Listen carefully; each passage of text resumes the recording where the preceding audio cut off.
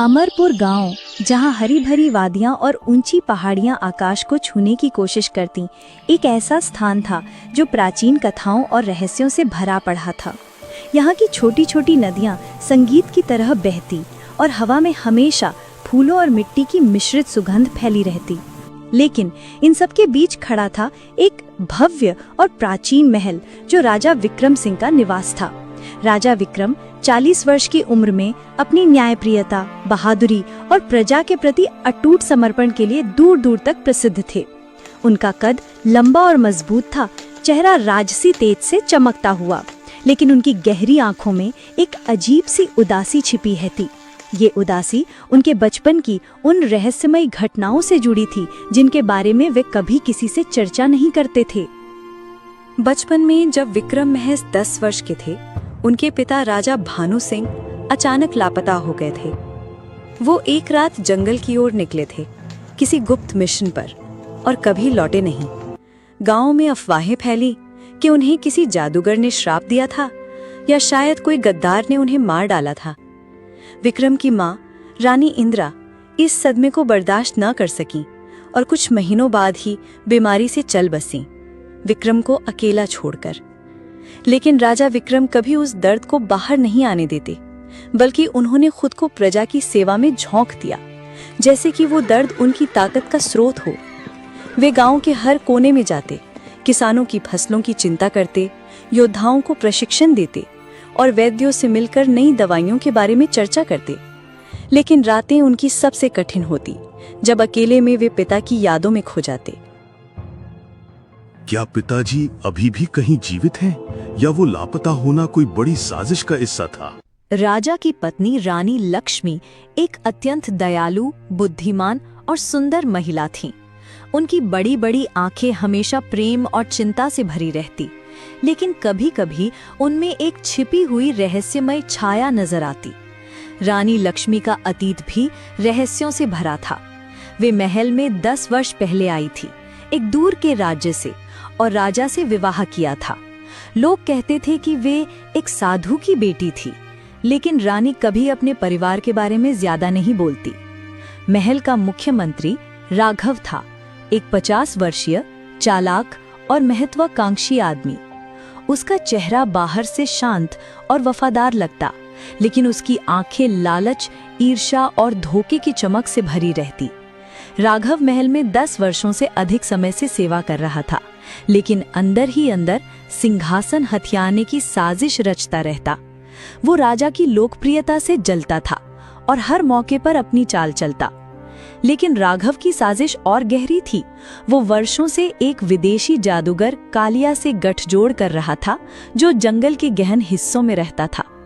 कालिया का नाम सुनकर ही लोग कांप जाते थे, क्योंकि वो जड़ी बूटियों और श्रापों का मास्टर था। गांव के लोग, किसान, वैद्य, योद्धा और व्यापारी सभी राजा को भगवान की तरह पूजते थे। लेकिन हाल के दिनों में पूरे गांव में एक अजीब सी बेचैनी फैली हुई थी। हवा में जैसे कोई अनहोनी की आहट थी, जैसे कोई छिपा हुआ खतरा धीरे धीरे करीब आ रहा हो। गांव की गलियों में फुसफुसाहटें होती। मंत्री राघव की हरकतें संदिग्ध लगती हैं। वो जंगल में अक्सर क्यों जाता है? रानी जी के चेहरे पर वो उदासी क्यों? क्या वे कुछ जानती हैं? लेकिन कोई खुलकर बोलने की हिम्मत नहीं करता, और कोई नहीं जानता था कि ये खतरा महल के अंदर से ही आ रहा है, जहां धोखे की परतें एक दूसरे पर चढ़ी हुई थीं। राघव की साजिश का पहला स्तर था महामारी फैलाना, लेकिन उसके पीछे कालिया का अपना खेल था, और रानी लक्ष्मी उसमें उलझी हुई थी। एक रात जब पूर्णिमा का चंद्रमा महल की संगमरमर की दीवारों और खिड़कियों पर अपनी चांदनी बिखेर रहा था, राजा विक्रम अपने शाही बिस्तर पर लेटे हुए थे। महल की हवा में अगरबत्ती और फूलों की सुगंध फैली हुई थी, लेकिन राजा की नींद गहरी होते हुए भी अशांत थी। वे करवटें बदलते रहते, जैसे कोई अदृश्य ताकत उन्हें परेशान कर रही हो। अचानक एक सपना उन्हें अपनी गिरफ्त में ले लेता है। सपने में वे एक घने और रहस्यमयी जंगल में खड़े थे, जहां ऊंचे ऊंचे पेड़ों की शाखाएं आपस में इतनी उलझी हुई थीं कि दिन में भी अंधेरा छाया रहता। हवा में एक अजीब सी सुगंध थी, जैसे कोई प्राचीन जड़ी बूटियों का मिश्रण। और दूर से किसी जंगली जानवर की गुर्राहट सुनाई दे रही थी।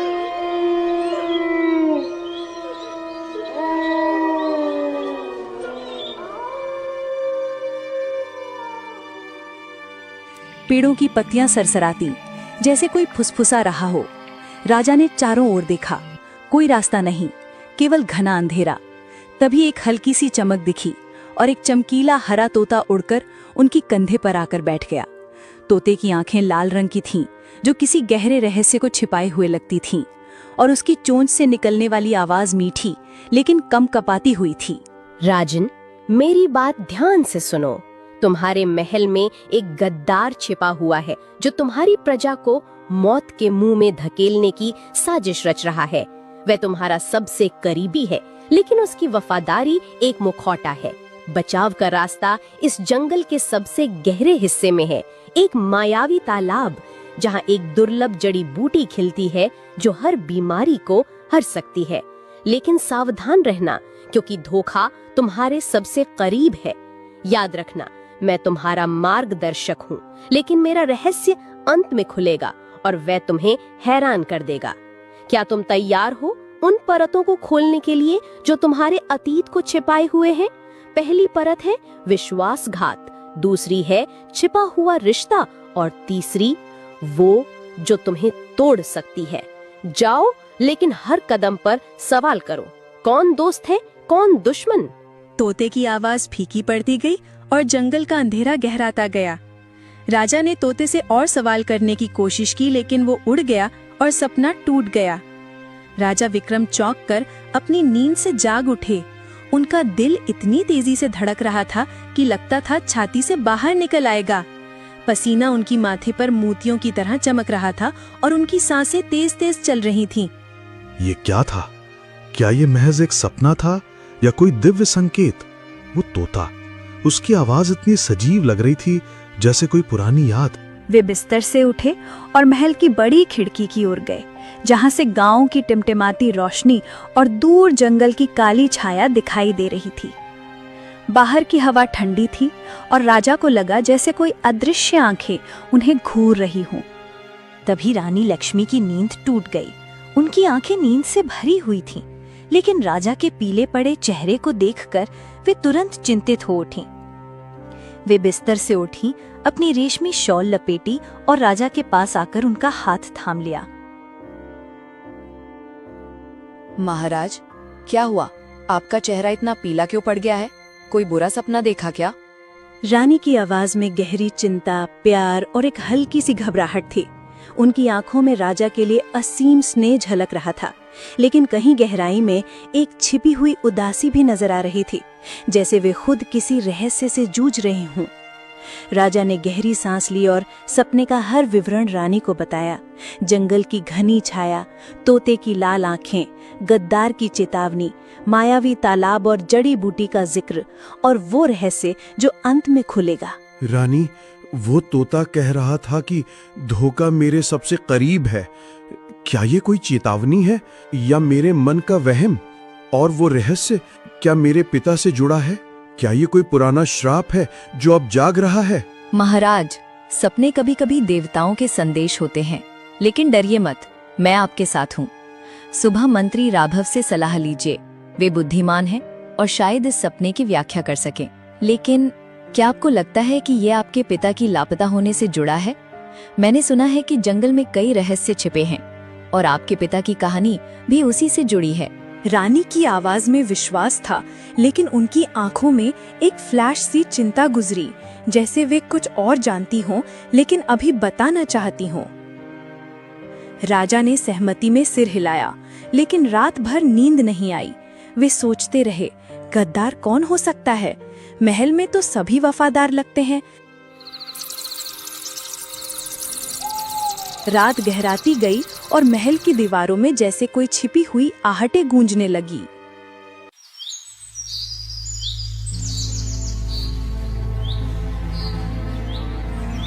अगली सुबह सूरज की पहली किरणों के साथ महल के भव्य सभागार में एक आपात सभा बुलाई गई। सभागार की दीवारें सोने की नक्काशी से सजी हुई थीं। फर्श संगे मरमर का था जो चमक रहा था और हवा में अगरबत्ती की सुगंध फैली हुई थी। महल के दरबारी, योद्धा और वैद्य इकट्ठा थे, लेकिन माहौल में एक तनाव था। मंत्री राघव समय पर पहुंचा।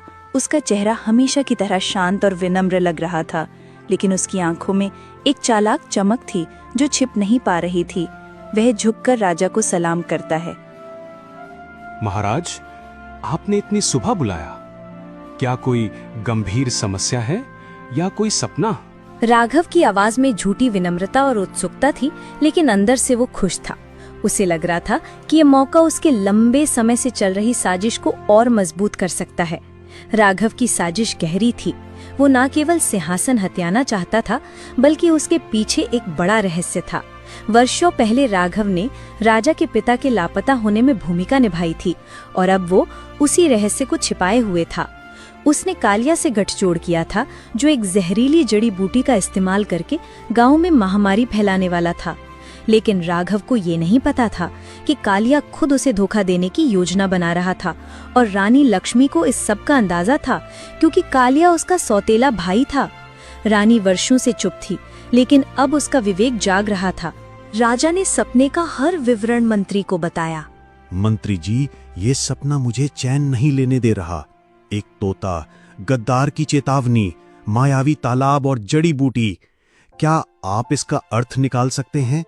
और वो रहस्य जो अंत में खुलेगा, क्या ये मेरे पिता से जुड़ा है या कोई नई साजिश? राजा की आवाज गंभीर थी।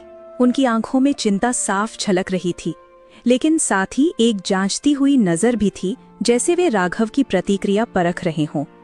राघव ने एक पल सोचने का नाटक किया और फिर मुस्कुराते हुए कहा, महाराज, सपने तो अक्सर मन की उपज होते हैं। शायद आपकी प्रजा की भलाई की चिंता आपको ऐसे सपने दिखा रही है। लेकिन अगर आप चिंतित हैं, तो मैं एक प्रसिद्ध ज्योतिषी को बुलाता हूँ, या फिर खुद जंगल की जांच करवाता हूँ। आप निश्चिंत रहिए, मैं सब संभाल लूंगा। लेकिन क्या तोते ने कुछ और कहा, जैसे कोई पुराना रहस्य? क्या यह आपके पिता की लापता होने से जुड़ा है? मुझे याद है, वो घटना के बाद जंगल में कई अफवाहें फैली थीं। राघव की मुस्कान के पीछे ईर्ष्या छिपी थी। वो राजा की लोकप्रियता से जलता था और इस मौके को अपनी साजिश के लिए इस्तेमाल करना चाहता था। लेकिन उसकी आवाज में एक हल्की सी कंपकपी थी, जैसे वो डर रहा हो कि कहीं सपना उसकी साजिश पर रोशनी न डाल दे। सभा में अन्य दरबारी भी अपनी राय रखते। वफादार योद्धा गोविंद, जो राजा का सबसे भरोसेमंद साथी था, बोला, महाराज, ये सपना कोई संकेत लगता है। जंगल में जाना चाहिए, लेकिन सावधानी से। मंत्री जी की बात सही है, लेकिन मैं आपके साथ चलूंगा। गोविंद की आवाज में दृढ़ता थी, लेकिन वो राघव पर शक की नजर रखे हुए था। वैद्य हरिदास ने कहा, महाराज, जड़ी बूटी का जिक्र सुनकर लगता है कि कोई बीमारी आने वाली है। मैं तैयार हूँ। लेकिन सभा समाप्त हुई और राजा के मन में शक का बीज बो दिया गया। क्या राघव ही गद्दार है? नहीं, वह तो वर्षों से वफादार है, लेकिन उसकी आंखों में कुछ गड़बड़ लग रही थी। और रानी, वे सभा में चुप रहीं, लेकिन उनकी आंखें कुछ कह रही थीं। सभा के बाद राघव गुप्त रूप से कालिया से मिलने की योजना बनाता है, जबकि रानी अकेले में सोचती हैं, मुझे बताना चाहिए, लेकिन अगर मेरा रहस्य खुल गया तो? उसी शाम गांव में अजीब और डरावनी घटनाएं शुरू हो गईं। सबसे पहले एक युवा किसान रामू बीमार पड़ा। वो दिन भर खेत में काम करके थका हारा घर लौटा, कुएं से पानी निकाला और पिया। पानी का स्वाद थोड़ा कड़वा लगा, लेकिन उसने ध्यान नहीं दिया। अचानक उसके शरीर में एक तेज जलन हुई, चक्कर आया और वो जमीन पर गिर पड़ा। उसकी पत्नी सीता, जो घर में खाना बना रही थी, दौड़कर आई और चीख उठी, रामू, हे भगवान, क्या हुआ? उठो ना, तुम्हें क्या हो गया? क्या पानी में कुछ था? सीता की आवाज में घबराहट, डर और गहरा प्यार मिश्रित था।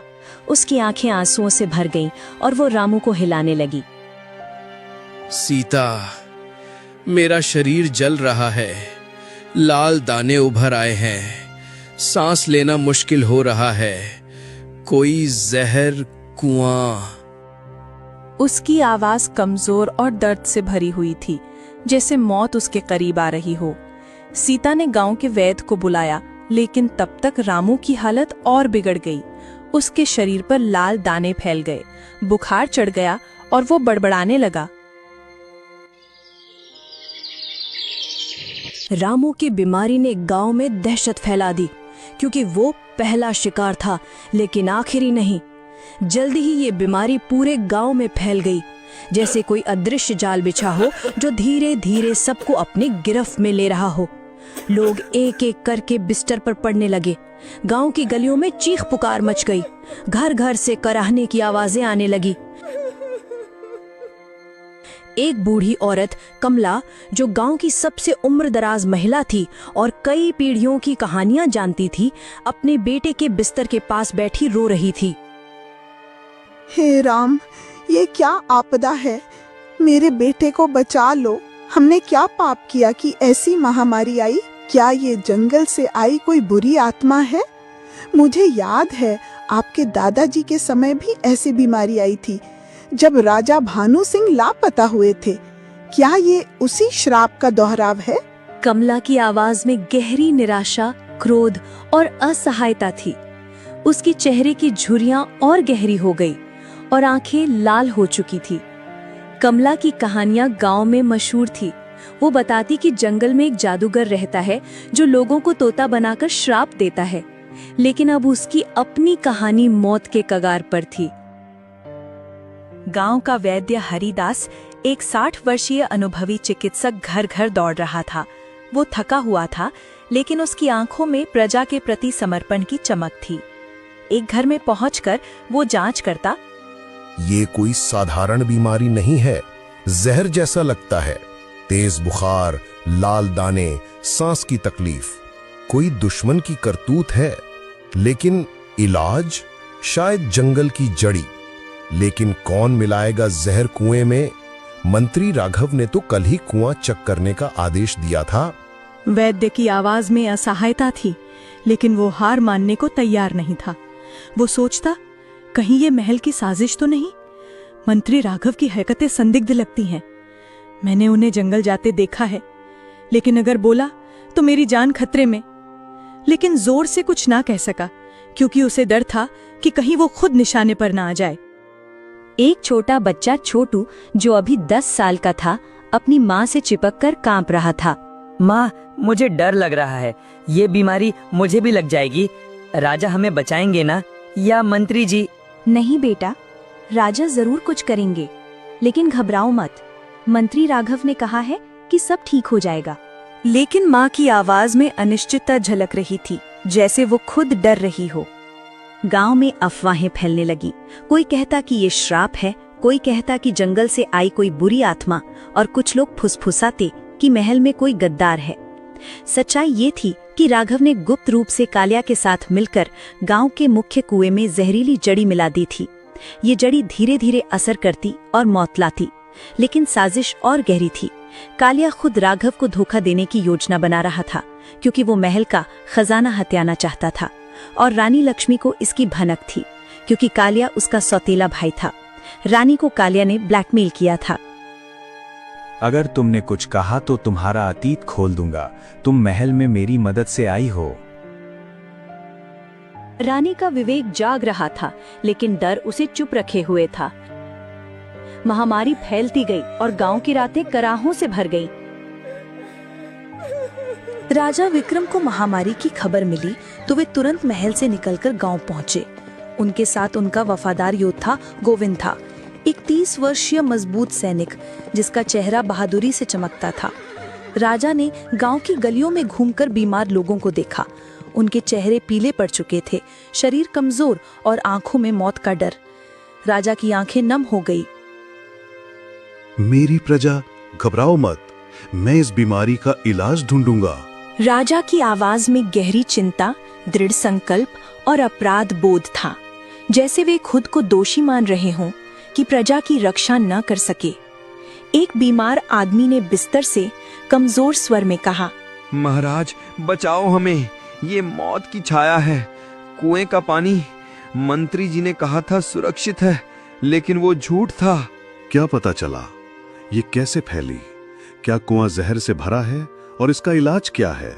महाराज, हाँ, जहर है, कुएं में मिलाया गया लगता है। इलाज के लिए जंगल की एक दुर्लभ जड़ी बूटी चाहिए, लेकिन रास्ता खतरनाक है और मुझे लगता है कि यह साजिश है, कोई करीबी का हाथ, शायद मंत्री राघव, लेकिन सबूत नहीं। राजा को सपने का तोता याद आया, मायावी तालाब।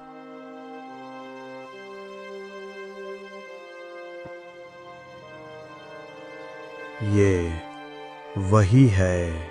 लेकिन अब शक गहरा हो गया। क्या राघव ने कुआं चेक करने का बहाना बनाकर जहर मिलाया? महल लौटकर राजा ने रानी लक्ष्मी से बात की।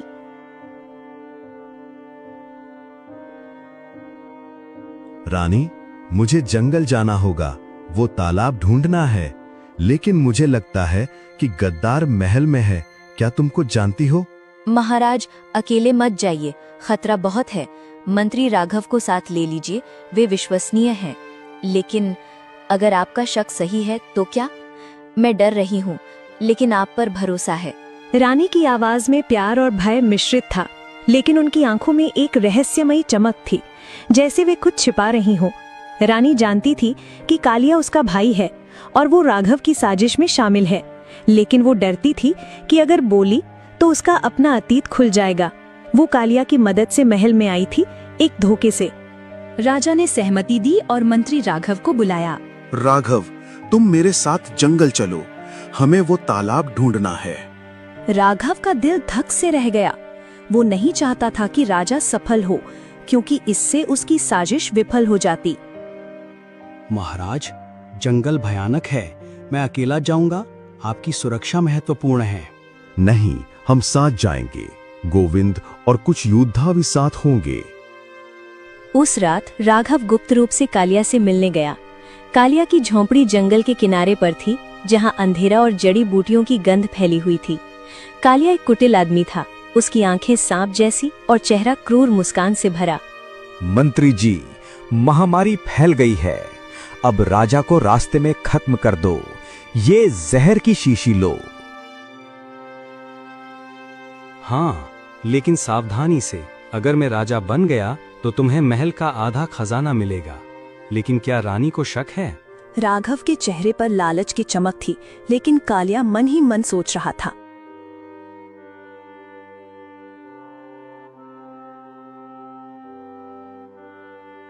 मूर्ख मंत्री, मैं तुम्हें भी धोखा दूंगा। जड़ी बूटी मेरे पास है, मैं खुद राजा बनूंगा। और रानी, वो मेरी बहन है, लेकिन वो चुप रहेगी क्योंकि मैंने उसे ब्लैकमेल किया है। लेकिन अगर वो बोली तो एक और योजना है, उसे भी जहर दे दूंगा। अगले दिन यात्रा शुरू हुई। जंगल का प्रवेश द्वार डरावना था।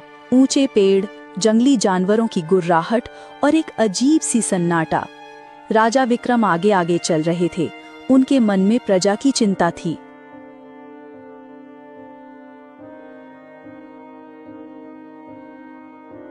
राघव, क्या तुम्हें लगता है कि सपना सच था? वो तोता और वो रहस्य, क्या ये मेरे पिता से जुड़ा है?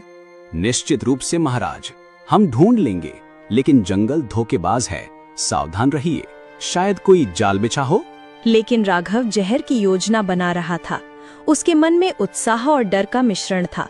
गोविंद, जो पीछे चल रहा था, राघव पर नजर रखे हुए था। मंत्री जी कुछ गड़बड़ लगते हैं। रास्ते में कई संदिग्ध घटनाएं हुई। एक बार एक पेड़ की डाल गिरते गिरते बची, जो राघव ने चुपके से काटी थी।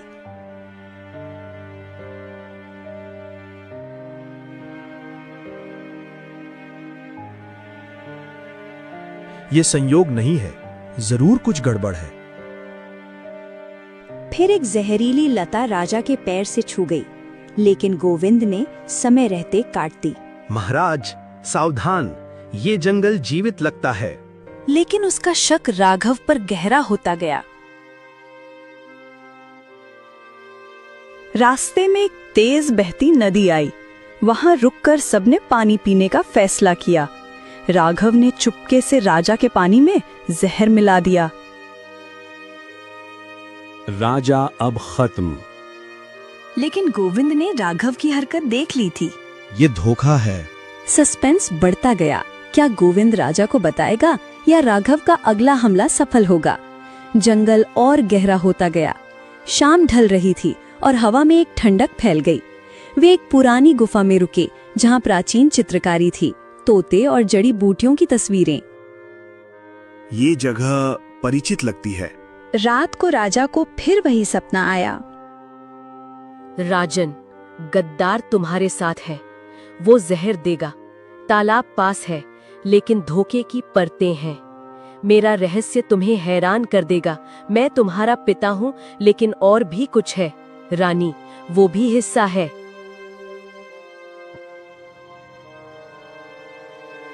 राजा जागे और राघव को देखा, जो सोने का नाटक कर रहा था। शक गहरा हुआ। सुबह वे आगे बढ़े। अचानक एक भयानक शेर सामने आया। उसकी आंखें चमक रही थीं। योद्धा डर गए। पीछे हटो। राजा की आवाज में बहादुरी थी।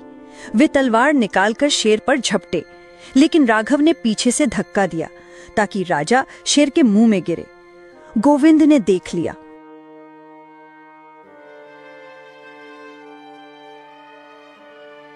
मंत्री जी, ये धोखा है। आप गद्दार हैं।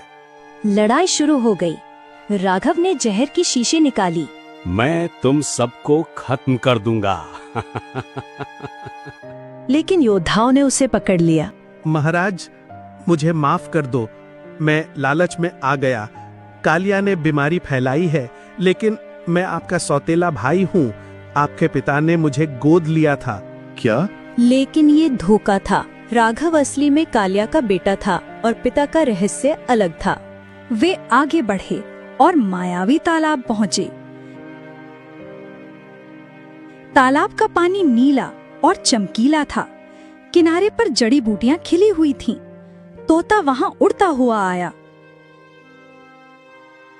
राजन, जड़ी लो।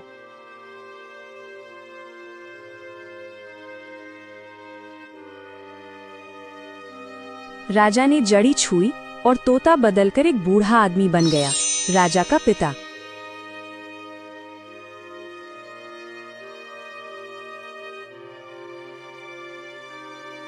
बेटे, मैं तुम्हारा पिता हूँ। कालिया ने मुझे श्राप देकर तोता बनाया था। राघव उसका बेटा नहीं, मेरा है। महामारी श्राप का हिस्सा थी, लेकिन रानी वह कालिया की बहन है और उसने मुझे बचाने की कोशिश की थी, लेकिन धोखा और गहरा है। रानी ने तुम्हें धोखा दिया है। वो कालिया की साथी थी। पिताजी, रानी, ये धोखा कैसे? खुशी और सदमा, लेकिन सस्पेंस खत्म नहीं। महाराज, मैं कालिया की बहन हूँ। मैंने आपको धोखा नहीं दिया, बल्कि बचाया, लेकिन डर से चुप रही। कालिया ने मुझे मजबूर किया था। जड़ी से गांव ठीक हुआ। राघव और कालिया को सजा मिली। अमरपुर में शांति लौटी। लेकिन राजा अब हर किसी पर शक करते, क्योंकि धोखे की परतें कभी खत्म नहीं होती। धोखे की अनंत परतें क्या कभी खत्म होंगी?